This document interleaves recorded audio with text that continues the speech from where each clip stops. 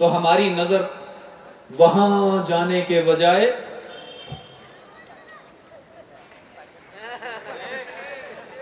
یہاں جاتی ہے۔ ہم سوچتے ہیں ریال تو ہے نہیں، حج پہ کیسے جائیں؟ ہم سوچتے ہیں ڈالر تو ہے نہیں، عمرے پر کیسے جائیں؟ ہم تو سوچتے ہیں ٹکا ہے نہیں، سعودیہ کیسے جائیں؟ اور میرا ایمان یہ ہے، رب کعبہ کی قسم، ہمارا ڈالر، ہمارا پاؤنڈ، ہمارا ٹکا ہمیں عمرے پر نہیں لے کر جاتا، ہمارا رب لے کر جاتا ہے۔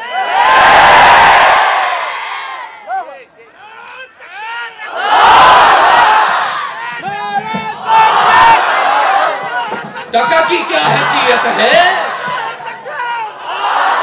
ٹکا کی کیا حیثیت ہے؟ یہ تو آج ہے کل نہیں۔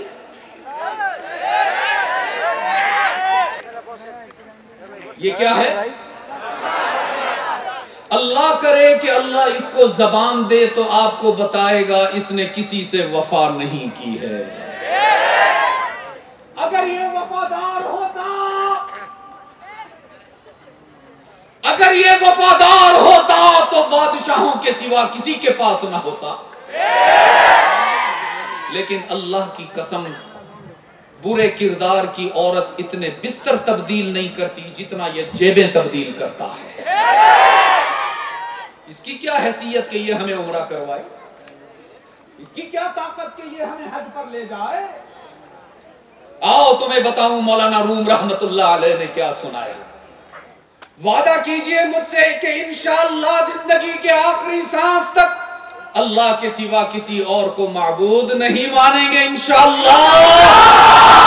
دونوں ہاتھ بلند کر کے انشاءاللہ ساری زندگی کلمہ توحید سے وفا کریں گے، چاہے دنیا ادھر سے ادھر ہو جائے، انشاءاللہ مرتے دم تک خود بھی توحید پر قائم رہیں گے اور اپنی اولاد کو بھی لا الہ الا اللہ، لا الہ الا اللہ اس سے ہٹنے نہیں پائیں گے، اسی پر جیئیں گے اور اسی پر مریں گے انشاءاللہ۔ وما علیہ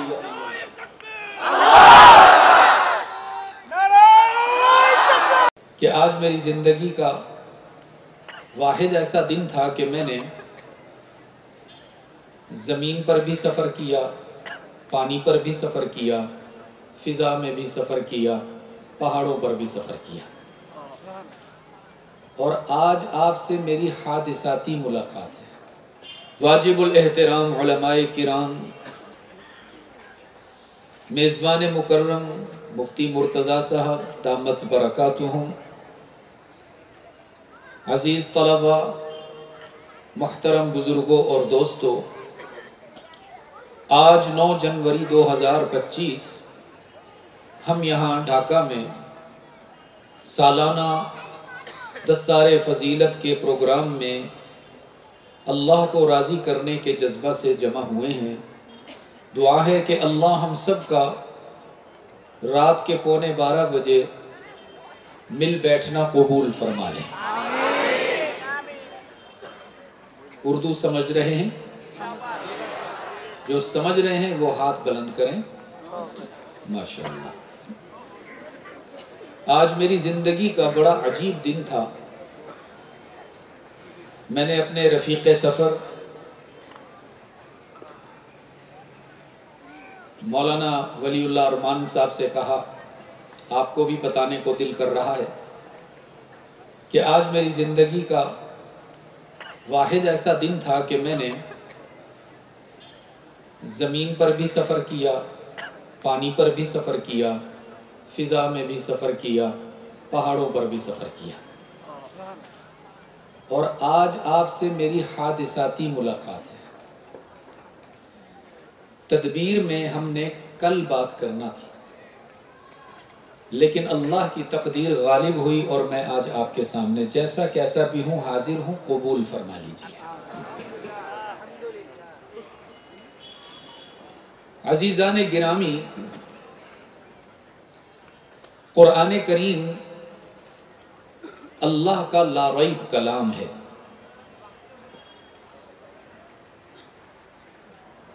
لا ریب کہہ رہا ہوں اس لیے کہ ہم دیکھتے ہیں دنیا میں اور بھی بہت سارے سسٹم ہیں جو یہ دعویٰ کرتے ہیں کہ ہم لوگوں کی رہنمائی کرتے ہیں. مثال دیتا ہوں آپ کو. آج کل ہمارے ہاں موبائل کا استعمال بہت ہے، تو موبائل میں ایک سافٹ ویئر ہوتا ہے جس کو بولتے ہیں GPS. جانتے ہیں اس کو؟ وہ ہمیں راستہ بتاتا ہے کہ اب دائیں طرف مڑ جاؤ، اب بائیں طرف چلے جاؤ، فلائی اوور پہ چلے جاؤ، انڈر پاس پر چلے جاؤ، فلاں چوک سے تیسرے والا ٹرن لے لو، فلاں گلی میں چلے جاؤ. پتہ نہیں آپ کو یہ تجربہ ہوا یا نہیں ہوا. میں تو چونکہ روزانہ ہی سفر میں ہوتا ہوں، مجھے بہت دفعہ یہ تجربہ ہوا ہے کہ وہ GPS مجھے اکثر غلط جگہ پر لے جاتا ہے. ایسا ہے کہ نہیں؟ یہ انسانوں کے بنائے ہوئے سسٹم ہیں جو انسانوں کی رہنمائی میں خطا کرتے ہیں. اللہ کا بھیجا ہوا قرآن کبھی تمہاری رہنمائی میں خطا نہیں کرتا ہے. عجیب کلام، انقلابی کلام ہے. ہمارے وہاں پاکستان کے بلکہ بر صغیر کے مشہور شاعر ہیں علامہ اقبال رحمت اللہ تعالی علیہ. انہوں نے بھی کچھ قرآن کریم کے حوالے سے فرمایا فاش گویم آنچے در دل مزمرست. فارسی آپ لوگ سمجھتے ہو؟ تھوڑا سا نہیں سمجھتے ہو؟ طلباء تو سمجھتے ہوں گے، آپ کے ہاں مدارس میں فارسی پڑھائی جاتی ہے نا. چلو آپ ہمارا امتحان لیتے ہو نا، آج ہم آپ کا امتحان لیتے ہیں.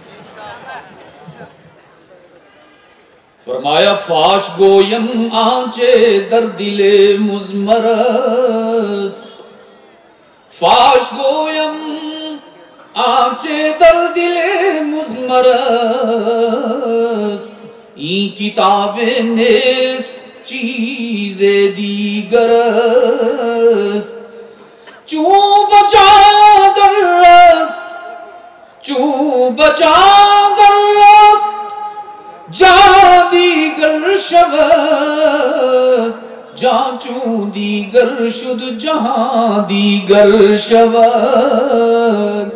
اقبال نے فرمایا قرآن کریم کو عام کتاب نہ سمجھنا.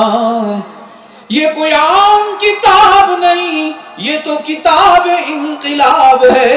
جس دل میں جاتی ہے اس دل میں انقلاب آتا ہے، جس قوم پر آتی ہے اس قوم میں انقلاب آتا ہے.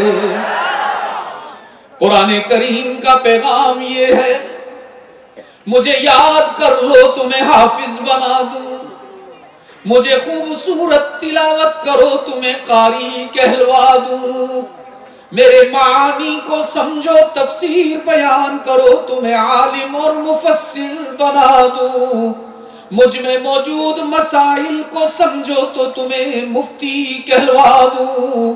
اور قرآن کریم کا پیغام یہ ہے ڈھاکہ والو کہ اگر میری آبرو پر جان قربان کرو تو تمہیں شہید بنا دوں. قرآن کریم یاد رکھیے گا قصے کہانیوں کی کتاب نہیں ہے کہ ہم اس کو لذت لینے کے لیے پڑھتے رہیں. قرآن کریم کتاب ہدایت ہے، کتاب تربیت ہے. یہی وجہ ہے اس کا اسلوب بھی ہادیانہ اور مربیانہ ہے، مورخانہ نہیں ہے. قرآن تاریخ نہیں بیان کرتا. اور میں تو یہ عرض کیا کرتا ہوں قرآن کریم دراصل قوانین کا مجموعہ ہے. اس میں موجود ہر پارہ، ہر سورت، ہر آیت، ہر لفظ کوئی نہ کوئی قانون بتا رہی ہے. یہی وجہ ہے کہ جیسے اقوام عالم اپنے تخلیق کردہ قوانین کی حفاظت خود کرتی ہیں، اور اس حفاظت میں انتہائی حساس ہوا کرتی ہیں۔ بالکل اسی طرح قرآن کریم کی حفاظت بھی خلاق عالم خود کرتا ہے، اور یہ اتنا حساس ہے، قرآن کریم کی حفاظت کے معاملے میں اللہ اس قدر حساس ہے کہ 1400 سال گزر جانے کے باوجود نہ قرآن کی آیات بدلی ہیں، نہ الفاظ بدلے ہیں، نہ حروف بدلے ہیں، نہ حرکات بدلی ہیں۔ بلکہ میرا تو یہ بھی ایمان ہے کہ ان 1400 سالوں میں قرآن کی صفات بھی نہیں بدلی۔ جہاں ہمارے آقا سرکار دو عالم صلی اللہ علیہ وسلم نے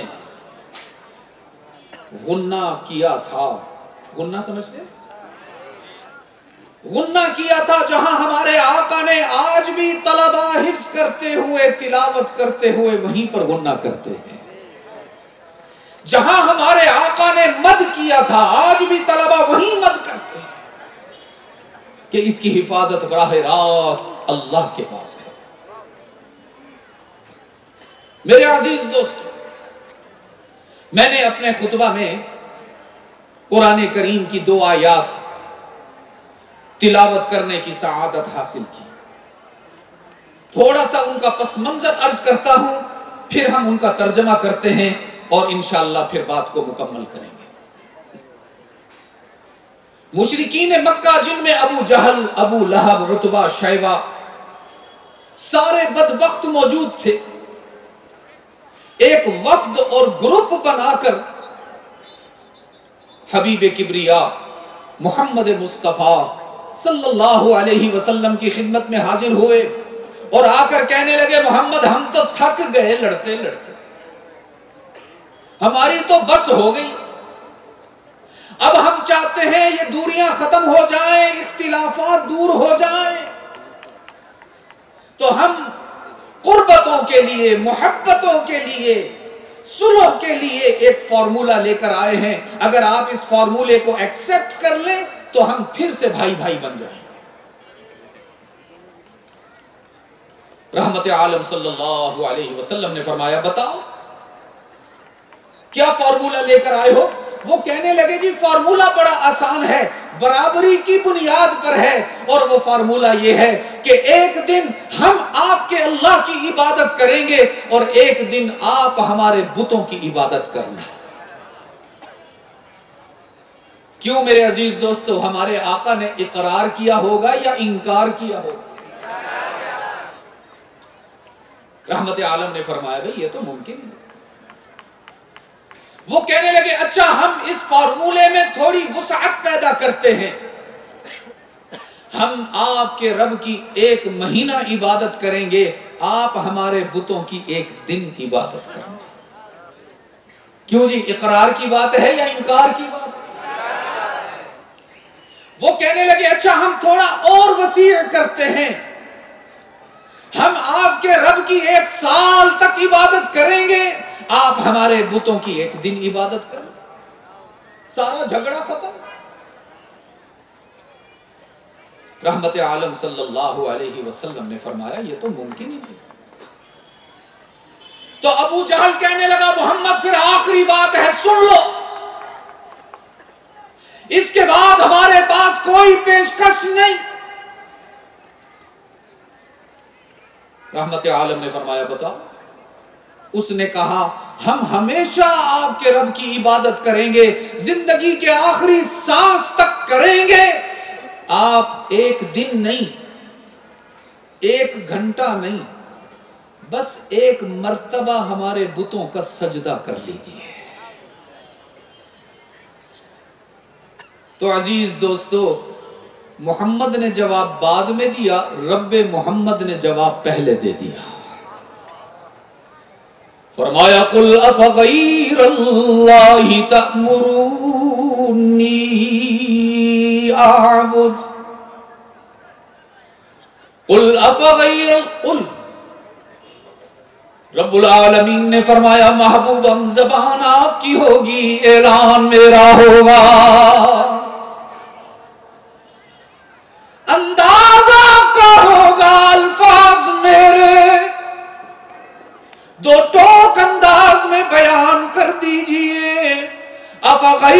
اللہ تأمرونی اعبد ایھا الجاہلون، تم کتنے نادان ہو، ابلیس کے غلام ہو، بدبخت ہو، کیا تم محمد سے یہ توقع رکھتے ہو کہ وہ اللہ کو چھوڑ کر کسی اور کو معبود مانے؟ معبود ماننا تو دور کی بات ہے، محمد تو اپنے دل و دماغ میں غیر اللہ کا خیال بھی نہیں لا سکتا۔ اور کیوں؟ اس لیے کہ رب العالمین نے قانون بنا رکھا ہے۔ فرمایا وَلَقَدْ أُوحِيَ إِلَيْكَ وَإِلَى الَّذِينَ مِن قَبْلِكَ، حق تعالی نے فرمایا میرے محبوب آپ کے لیے بھی قانون، اور آپ سے پہلے تمام انبیاء اور رسل کے لیے بھی یہی ضابطہ اور قانون کہ لَإِنْ أَشْرَكْتَ لَيَحْبَطَنَّ أَعْمَالُكَ، میرا محبوب ہونے کے باوجود، میرا محبوب ہونے کے باوجود جس نظر سے تو اللہ کو دیکھتا ہے، اگر اس نظر سے کسی اور کو دیکھ لیا تو اللہ روٹھ جائے گا۔ بنایا تو تجھے محبوب ہے، محبوب تو ایسا ہے کہ کمبل اوڑھ کے آئے تو اللہ قرآن کی آیت بنا دیتا ہے، چادر اوڑھ کر لیٹ جائے تو اللہ قرآن میں تجھے خطاب فرماتا ہے۔ محبوب تو ایسا ہے، تیرے شہر کی قسمیں اللہ نے قرآن میں کھائی ہیں۔ رب العالمین نے فرمایا لا اقسم بہذا البلد، مجھے قسم ہے شہر مکہ کی۔ کون سے شہر کی بھائی؟ آواز کم آ رہی ہے؟ شاید آپ کو شک ہے کہ یہاں اللہ نے واشنگٹن کی قسم کھا لی ہو، شاید پیرس کی قسم کھائی ہو۔ وہیں جانے کے لیے آج کل ہم ترستے ہیں نا کہ ویزا لگ جائے امریکہ کا۔ رب العالمین نے فرمایا لا اقسم بہذا البلد، مکہ کی قسم کھا رہا ہوں۔ میں نے دل میں سوچا اللہ نے مکہ کی قسم کیوں کھائی؟ شاید اس لیے کہ وہاں بیت اللہ ہے۔ مکہ میں ہے بیت اللہ؟ دیکھا ہے آپ میں سے کسی نے؟ کس کس نے دیکھا ہے ذرا ہاتھ اٹھائیے۔ کون کون گئے ہیں عمرہ پر، حج پر؟ اچھا تھوڑے تھوڑے ہاتھ آ رہے ہیں۔ اچھا ارادہ کس کس کا ہے جانے کا بھائی؟ ماشاءاللہ ماشاءاللہ، اللہ ہم سب کو لے جائے۔ کچھ حضرات کی تو چیخیں نکلی ہیں، لیکن زیادہ تر نے ایک ہی ہاتھ کھڑا کیا ہے، وہ بھی لگتا ہے سردی سے پورا ہاتھ نہیں اوپر کیا۔ میں نے رات میں تھا، وہ کون سی جگہ تھی مولانا؟ موش خیری میں، وہاں بھی میں نے یہ واقعہ سنایا۔ چلو آپ بھی بیٹھیں، آپ کو بھی سنا دیتا ہوں۔ میں پاکستان میں ایک علاقہ ہے سندھ میں، وہاں بیان کر رہا تھا، تو بیان کرتے کرتے میں نے لوگوں سے پوچھا، ایک واقعہ آ گیا کہ آپ میں متزوج کون کون ہیں، شادی شدہ کون کون ہیں؟ تو بہت سارے دوستوں نے ہاتھ اٹھا دیے۔ آپ میں بھی کوئی ہے جس نے شادی کی ہوئی ہو؟ ہاتھ اٹھاؤ گا؟ اللہ اکبر، اتنے سارے مجرد بیٹھے ہوئے ہیں۔ اللہ اکبر، اللہ آپ کے حال پہ رحم فرمائے۔ نہیں صحیح بتاؤ، باقی کم شادی والے بیٹھے ہیں یا بیوی کے ڈر سے ہاتھ اٹھا نہیں رہے؟ میں نے وہاں پوچھا بہت آپ میں بھی ہیں نا شادی شدہ؟ اوپر والے کچھ آدھا ہاتھ بھی اٹھا رہے ہیں ماشاءاللہ۔ اس مجمع میں بہت سارے دوستوں نے ہاتھ اوپر کر دیے۔ دور کرسی پہ ایک نوجوان تھا، کرسی سے کھڑے ہو کر دونوں ہاتھ اوپر۔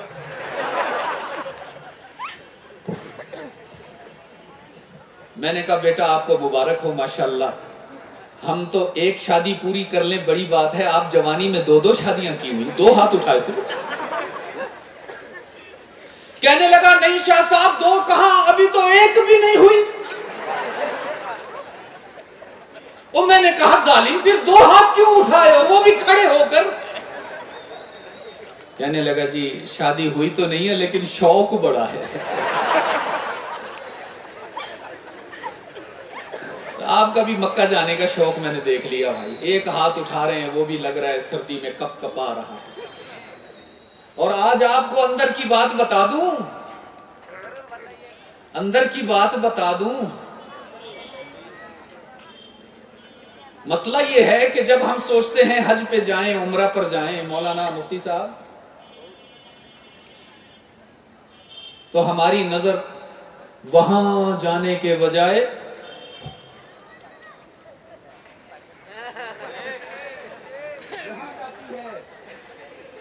ہم سوچتے ہیں ریال تو ہے نہیں حج پہ کیسے جائیں، ہم سوچتے ہیں ڈالر تو ہے نہیں عمرے پر کیسے جائیں، ہم تو سوچتے ہیں ٹکا ہے نہیں سعودیہ کیسے جائیں۔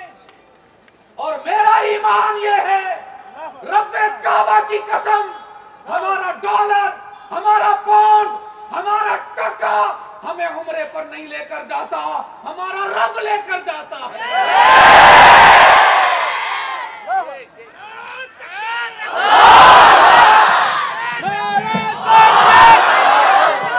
ٹکا کی کیا حیثیت ہے،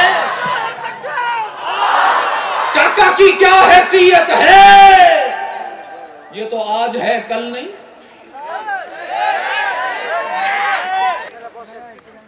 یہ کیا ہے؟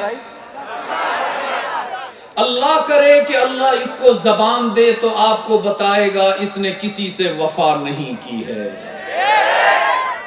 اگر یہ وفادار ہوتا، اگر یہ وفادار ہوتا تو بادشاہوں کے سوا کسی کے پاس نہ ہوتا، لیکن اللہ کی قسم برے کردار کی عورت اتنے بستر تبدیل نہیں کرتی جتنا یہ جیبیں تبدیل کرتا ہے۔ اس کی کیا حیثیت کہ یہ ہمیں عمرہ کروائے، اس کی کیا طاقت کہ یہ ہمیں حج پر لے جائے۔ آؤ تمہیں بتاؤں مولانا روم رحمت اللہ علیہ نے کیا سنایا۔ فرمایا بود مورے حوث داشت کے در کا برسد، بود مورے حوث داشت کے در کا برسد، دست بر پائے کبوتر زد و ناگار رسید۔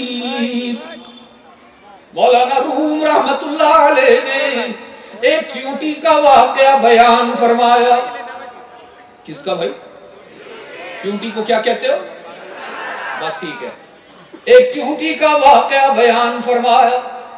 ایک چیونٹی نے اللہ سے دعا کی، رب العالمین میرا دل چاہتا ہے کسی طرح مکہ پہنچ جاؤں، دیوانی ہو کر بیت اللہ کے گرد چکر لگاؤں اور پھر زندہ واپس نہ آؤں، کسی حاجی کے پاؤں کے نیچے آ کر شہید ہو جاؤں۔ لیکن کہنے لگی الہ العالمین چھوٹی سی پپلی کا ہونا، راستے میں دریا بھی ہیں، سمندر بھی ہیں، صحرا بھی ہیں، پہاڑ بھی ہیں، جنگلات بھی ہیں، میں کیسے پہنچ سکوں گی، چھوٹی سی ہوں نا۔ رب العالمین نے فرمایا چیونٹی تو چھوٹی ہے تو کیا ہوا، تیرا رب تو بہت بڑا ہے۔ تیرا کام تھا دعا کرنا، میرا کام ہے عطا کرنا، تیرا کام تھا مانگ لینا، میرا کام ہے مان لینا۔ تو نے اپنا کام کیا ہے، اب میں اپنا کام کروں گا۔ اللہ نے ایک کبوتر کی ڈیوٹی لگا دی، جاؤ کبوتر میری چیونٹی کے پاس جاؤ، جا کر اس کے قریب بیٹھ جاؤ۔ کبوتر اڑتا ہوا آیا، چیونٹی کے قریب بیٹھ گیا۔ رب العالمین نے چیونٹی سے خطاب کرتے ہوئے فرمایا پیاری چیونٹی بیٹھ جا اس کے پاؤں پر، یہی تیرا جہاز بنے گا۔ ڈھاکہ والو تم بتاؤ چیونٹی کو پاسپورٹ کی ضرورت تھی کہ نہیں؟ نہیں، آہستہ کہہ رہے ہو نا، پھر وہی ٹاکے والی بات آ گئی نا۔ وہ یقین نہیں آ رہا دل میں چاہتا ہوں اتنا اونچا نہیں کہو کہ غیر اللہ سے ہونے کا یقین اللہ دل سے باہر نکال دے. پاسپورٹ کی ضرورت اور اونچا زورے بولو. ویزے کی ضرورت، ٹاکے کی ضرورت، ریال کی ضرورت، کسی انتظام کی ضرورت نہیں. رب العالمین نے فرمایا چیوٹی تیری آرزو مجھے پسند آ گئی، راستے بھی میں بناؤں گا، اسباب بھی میں بناؤں گا، حالات بھی میں بناؤں گا، جہاز بھی میں نے بھیج دیا، بیٹھ جا کبوتر کے پاؤں پر. وہ چیوٹی اللہ کے حکم سے کبوتر کے پاؤں پر بیٹھ گئی اور کبوتر چیوٹی کو لے کر اڑنا شروع ہو گیا. اڑتے اڑتے دریاؤں کو کراس کیا، جنگلات سے گزر گیا، پہاڑوں کو عبور کیا، سمندروں کو سر کیا اور سیدھا مکہ پہنچا، بیت اللہ کی چھت پر بیٹھ گیا. حق تعالی نے فرمایا پیاری پپلی کا چھوڑ دے اس کا پاؤں، تیری دعا قبول ہو گئی. وہ اللہ جو چیونٹیوں کو لے جا سکتا ہے وہ محمد کے امتیوں کو بھی لے جا سکتا ہے. مانگا کرو کبھی رات کی تنہائیوں میں اٹھ کر، کبھی سجدے میں سر رکھ کے رویا کرو خوب. میں نے کہا الہ العالمین مکہ کی قسم کیوں؟ کیا اس لیے کہ وہاں بیت اللہ ہے، یا اس لیے کہ وہاں صفا مروہ ہے، یا اس لیے کہ وہاں بیر زمزم ہے، مقام ابراہیم ہے، غار ثور ہے، غار حرا ہے؟ رب العالمین نے فرمایا نانا لا اقسم بہذا البلد، مکہ کی قسم بیت اللہ کی وجہ سے نہیں، بیر زمزم کی وجہ سے نہیں، تو پھر یا اللہ کیوں؟ رب نے فرمایا وَأَنْتَ حِلٌّ بِهَذَا الْبَلَدِ، میں جب عرش بری سے مکہ کی زمین پر نگاہ ڈالتا ہوں تو مجھے مکہ کی گلیوں میں اپنا محبوب محمد چلتا ہوا نظر آتا ہے. یہ تو محبت کا تقاضا ہے نا کہ محبوب جن گلیوں میں گزرتا ہے ان گلیوں کو اللہ قرآن میں ذکر کرتا ہے. لیکن محبوب ہونے کے باوجود رب العالمین نے فرمایا وَلَقَدْ أُوحِيَ إِلَيْكَ وَإِلَى الَّذِينَ مِن قَبْلِكَ لَئِنْ أَشْرَكْتَ لَيَحْبَطَنَّ عَمَلُكَ وَلَتَكُونَنَّ مِنَ الْخَاسِرِينَ. محبوباً اگر میری ذات اور صفات میں کسی کی شرکت کو گوارا کر لیا تو نقصان سے تجھے کوئی نہیں بچا سکے گا. اور یاد رکھنا ڈھاکہ کے روشن ضمیروں، یہی قانون اللہ نے میرے لیے بھی بنایا، تمہارے لیے بھی بنایا، قیامت تک کے آنے والے انسانوں کے لیے اللہ نے یہی ضابطہ بنایا. فرمایا قضا ربک اللہ تعبدوا الا ایاہ. رب العالمین نے فرمایا ساری انسانیت کے لیے قانون بتا رہا ہوں. یا اللہ کیا قانون؟ فرمایا اللہ تعبدوا الا ایاہ، کسی اور کی عبادت نہ کرنا، کسی اور کا سجدہ نہ کرنا، کسی اور سے مدد نہ مانگنا. تم سب کا معبود کون ہے؟ اچھا یہ آواز ابھی کم ہے آپ کی، میں تو سمجھا تھا بہت محنت کی میں نے، تھکا ہوا بھی ہوں، اب تو کھڑا ہو گیا ہوں آپ کی خدمت میں سبق سنانے کے لیے. میں سوچ رہا تھا اب آپ کے ایمان کا لیول اتنا اونچا آ گیا ہے کہ آپ اللہ کو اتنے جذبے سے پکارو گے کہ پورے علاقے میں توحید کی خوشبو پھیل جائے. میں تو سمجھ رہا تھا آپ اللہ کا نام اتنا اونچا لیں گے کہ عرش معلا تک آپ کی آواز چلی جائے گی. اس لیے ایک دفعہ پھر پوچھتا ہوں آپ سے، پھر پوچھتا ہوں. فرمایا قضا ربک الا تعبدوا الا ایاہ، کسی اور کی عبادت نہ کرنا. بنگلہ دیش والوں کٹنا پڑے تو کٹ جانا، گولیاں کھانی پڑے تو کھا لینا.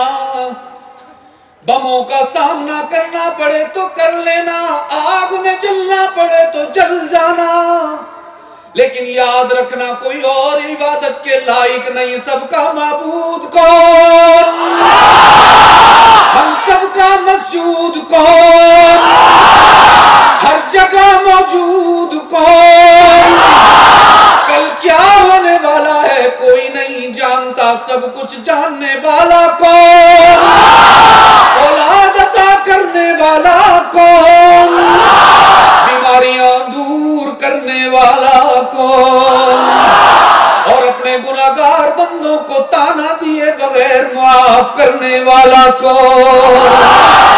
कुर्बान जाऊं अजीज दोस्तों, मैं कहा करता हूं अल्लाह की कसम, अल्लाह जैसा कोई और हो ही नहीं सकता कि जिसकी इबादत करे। हमारा अल्लाह अपनी जात में भी यकता है, अपनी सिफात में भी यकता है, ना कोई जात में अल्लाह जैसा, ना कोई सिफात में अल्लाह जैसा। उसकी माफी का अंदाज तो देखो, माँ बाप नाराज हो जाएं अपने बेटे से या बेटी से, उस वक्त तक राजी नहीं होते जब तक बेटा माफी न मांगे, और उस वक्त तक राजी नहीं होते जब तक बेटा किसी की सिफारिश न लेकर आए। अदालत नाराज हो जाए, राजी नहीं होते। लेकिन कुर्बान जाऊं अपने अल्लाह की रहमत पर, सारी जिंदगी गुनाहों में गुजारने के बाद जब कोई बंदा एक दफा कहता है या अल्लाह गलती हो गई माफ कर देना, अल्लाह फरमाते मेरे बंदे आ जाना, मैं तो तेरे इंतजार में था, तूने आने में देर की है, मेरे राजी होने में देर नहीं। हमारे अल्लाह जैसा कोई है ही नहीं। इसलिए अजीज दोस्तों याद वो हो, वादा कीजिए मुझसे कि इंशाअल्लाह जिंदगी के आखिरी सांस तक अल्लाह के सिवा किसी और को माबूद नहीं मानेंगे इंशाअल्लाह। दोनों हाथ बुलंद करके इंशाअल्लाह सारी जिंदगी कलमा तौहीद से वफा करेंगे, चाहे दुनिया इधर से उधर हो जाए, इंशाअल्लाह मरते दम तक खुद भी तौहीद पर कायम रहेंगे और अपनी औलाद को भी ला इलाहा इल्लल्लाह, ला इलाहा इल्लल्लाह इससे हटने नहीं पाएंगे, इसी पर जिएंगे और इसी पर मरेंगे इंशाअल्लाह। वमा अलैहि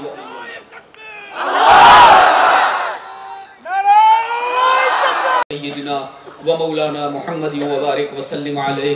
अल्हम्दुलिल्लाहि रब्बिल आलमीन वल आक़िबतु लिल मुत्तक़ीन वस्सलातु वस्सलामु अला सय्यिदिल अंबिया'i वल मुरसलीन। ऐ अल्लाह हम तेरे कमजोर बंदे हैं, हम गुनाहगार बंदे हैं, खताकार बंदे हैं, हम में से कोई वली नहीं बैठा, हम में से कोई मुत्तकी नहीं बैठा।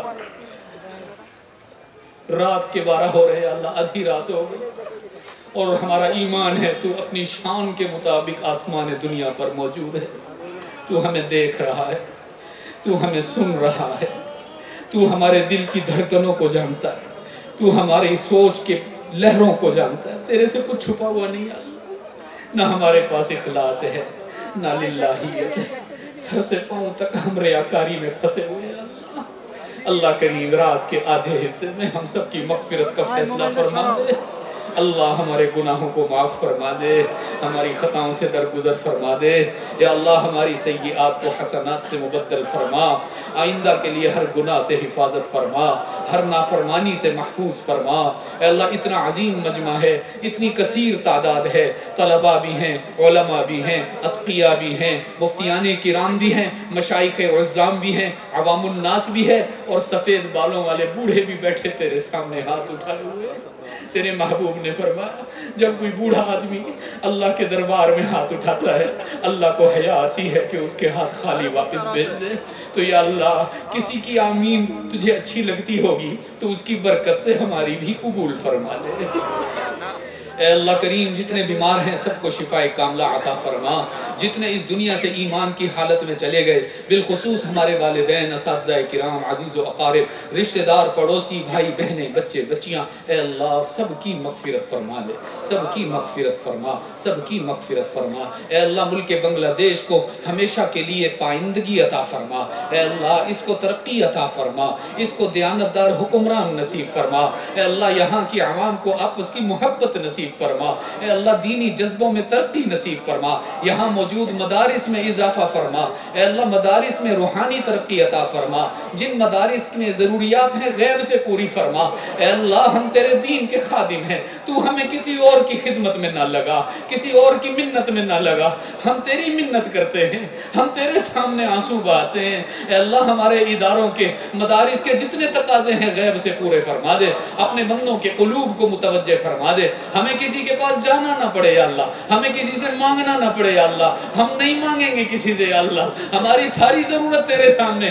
ہمارا معبود بھی تو، ہمارا مالک بھی تو، ہمارا خالق بھی تو، ہمارا رازق بھی تو، ہماری ضروریات کو پورا کرنے والا بھی تو۔ اے اللہ ہم تجھ سے مانگتے ہیں اس ادارے کو خوب ترقی عطا فرما، اے اللہ جو زمین کی ضرورت ہے غیب سے اس کے لیے اسباب مہیا فرما، یہاں پڑھنے والے طلباء کو قبول فرما، علماء کو قبول فرما، اساتذہ کو قبول فرما، سارے عالم میں ہدایت کے لیے ان کو قبول فرما لے۔ اے اللہ کریم اور بھی جتنے مدارس ہیں، جتنے طلباء ہیں، اے اللہ سب کو روحانی اور علمی ترقی عطا فرما، جتنے اکابر یہاں علماء موجود ہیں ان کی عمر میں برکت عطا فرما، ان کا سایہ ہم پر تا دیر قائم فرما۔ اے اللہ ہم پہلے یتیم ہو چکے ہیں، بڑے بڑے علماء سارے جا چکے ہیں اللہ، اب تو بس کتابوں میں نام ہی رہ گئے اللہ۔ اے اللہ یہ جو موجود ہے علماء، یہ تیرا انعام ہے ہمارے اوپر، ان سے ہمیں محروم نہ کرنا، ان سے ہمیں محروم نہ کرنا۔ اے اللہ ہمیں ان سے محبت نصیب فرما، ان سے استفادے کی توفیق نصیب فرما، ہمارے مفتی مرتضیٰ صاحب کی عمر میں برکت عطا فرما، ان کی محنتوں میں، ان کی کاوشوں میں، ان کے اخلاص میں، ان کی تہجد میں، ان کی دعاؤں میں اے اللہ برکتیں عطا فرما۔ اے اللہ جتنا مجمع یہاں بیٹھا ہے ان میں جو ضرورت مند ہے، اگر مقروض ہے اس کا قرضہ ادا کروا، کوئی بے روزگار ہے اس کی روزگار کی سبیل بنا، کوئی غریب ہے اے اللہ اس کے لیے رزق حلال بے شمار عطا فرما۔ اے اللہ طلباء بیٹھے ہیں، کئی غریب ہوں گے، کئی یتیم ہوں گے، کئی مساکین ہوں گے، تیرے مہمان ہیں، ہمیں تو کچھ کہتے ہوئے بھی شرم آتی ہے اللہ، تیرے رسول کے مہمان ہیں اللہ، ان کی ضروریات خود ہی پوری فرما دے اللہ، ان کو عزت کی زندگی عطا فرما، ان کو بے شمار رزق حلال عطا فرما، ان کو علماء کی آنکھوں کا سرما بنا، ان کو عوام کی آنکھوں کا نور بنا۔ اے اللہ جو مانگ رہے ہیں وہ بھی عطا فرما، جو نہیں مانگ سکے بن مانگے عطا فرما۔ وصلی اللہ تعالی علی خیر خلقی سیدنا محمد وعلی آلہ وصحبہ اجمعین برحمتک یا ارحم الراحمین۔ السلام علیکم ورحمۃ اللہ۔